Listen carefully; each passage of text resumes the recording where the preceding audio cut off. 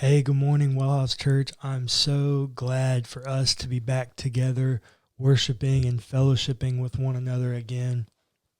I'm sure that you enjoyed your week off for Thanksgiving and that you spent valuable time with family and friends giving thanks for all that the Lord has done.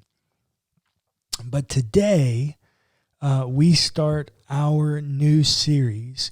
So we're starting our Advent series called The Coming. And I want to be looking at all the different ways that the Gospels introduce the person of Jesus. Because Advent, it really means the coming. It is the idea of the Savior coming for us.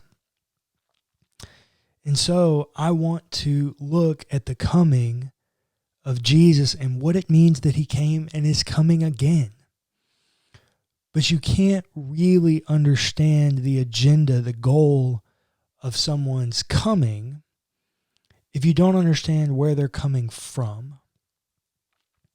And that is what the Gospel of Matthew gives us in the genealogy of Jesus. Matthew chapter 1, verses 1 through 17 is one big genealogy of Jesus's past. Now, there's a whole lot going on here that you can tune into a closer look tomorrow to get more details. I'm actually not going to read it because it's just so many names. A genealogy is just a list of names. And it's 3 sets of 14 generations. But there are a few things in here that are quite unique. First and foremost, the time of Jesus in the biblical narrative is a patriarchal society. The society and culture are dominated by men. Men rule all. And so it's rare that we see women in any kind of capacity other than what their role was in cooking and cleaning and providing for the house. And because of that, it's extremely shocking that there are 5 women listed in this genealogy. Jesus comes from the line of David. He comes from a line of royalty. So in royalty, there's a lot of just like kind of things that happen. You know, there's a lot of different stories. There's nobility, yada, yada, yada. So when you record women, number one, that's weird in general. But number two, all the women recorded are women involved in sexual scandals. Every one of them. So the first woman listed is a woman named Tamar. And her story is recorded in Genesis 38. And she actually has this progression where she's married to a man and he dies. And then she marries his brother because that was the culture. And then he dies. And the father no longer wants her to marry his last son because he's fearful that she's like a black widow. And his sons are dying because of her. And so he sends her away and says that when his youngest son comes of age, he'll send for her and bring her back. Well, she hears that the youngest son has come of age and that her father-in-law is going to be in a specific place. So she takes off her widow's garment. The text says she takes off her widow's garment, puts on a veil, and covers herself. So she's taken on a modest role, and one that I think is her wedding. She's going as if she's going to be married. And yet, when her father-in-law sees her, he thinks that she's a prostitute, and she takes her. Maybe not the story that you would want recorded in a genealogy. Likewise, the next story is Rahab. Rahab is a Canaanite woman living in the city of Jericho, and 2 spies from the tribe of Israel go to her as they're checking out Jericho. And in the narrative, it says she recognized them as Israelites. Well, earlier in the story, in the Torah, in the first 5 books of the Old Testament, the Pentateuch, we're told that circumcision is the sign of the covenant that God made with Israel. So how did she know that they were Israelites unless they went there to indulge in her services? Once again, maybe not the story you want recorded in the genealogy. Next, we have Ruth. And Ruth is actually this weird story. She's got a whole book of the Bible.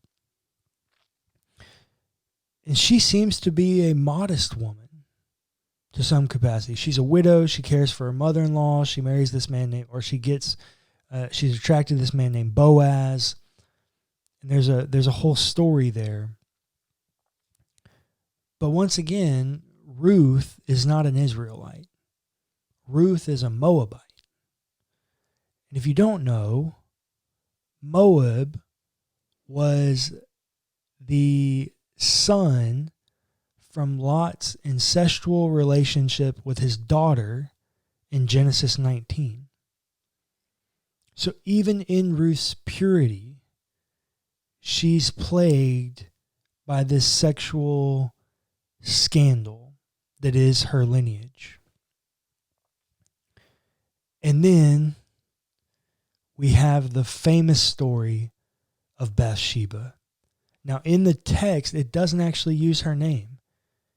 It just says, and David fathered Solomon by the wife of Uriah.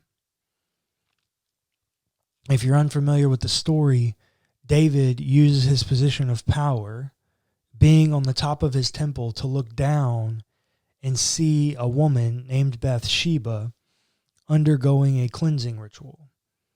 She's performing her duties as a modest woman.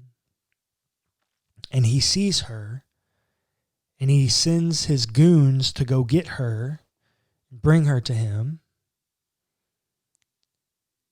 And he indulges in her, and she becomes pregnant. And then in order to cover it up, he tries to bring her husband home so that he can be with her. He refuses and goes back out to war. And when he goes back out to war, David writes a letter to the chief in command that tells him to put Uriah at the front of the fighting where it's worst and then pull the troops back so he's killed. Once again, maybe not the story you want to highlight in a genealogy, a history of where you've come from. And then lastly, we get Mary. Mary is a pregnant teenage out of wedlock. She's Jesus' mother. Now we know in the narrative that Mary is innocent and pure, but socially, culturally, she's scandalous. Who's believing anyone that they're pregnant, but they never indulged in the thing that makes someone pregnant? Who thinks that you can be pregnant and a virgin? No one. No one believes her except a few people close to her. Through the genealogy, we're told time and time again that Jesus' lineage is plagued by brokenness, by sexual exploitation, by abuse, by just terrible, terrible, terrible stories. Because here's the thing that I think Matthew wants you to know. Jesus came from brokenness because he came for brokenness. Jesus comes from a mess because he comes to fix a mess. Whatever is going on in your life, it's not something that Jesus is overwhelmed by. Jesus came from this mess, hearing these stories, knowing these stories of his family. Just the sheer brokenness and shame, so that he could take that as well as your sin and brokenness and shame and take it upon himself in order to provide restoration for you. We shouldn't view Jesus as this ultimate, transcendent being far above us and removed from us who's judging us. He will judge. He will be the final judge. But at his heart, at his core, he's a restorer. He came from brokenness in order to restore brokenness. So today, I want you to know that your brokenness, Jesus is capable of restoring, and that in his coming, he is a restorer of brokenness. So my only question for you today is, where do you need restoration for your brokenness? Because he's coming.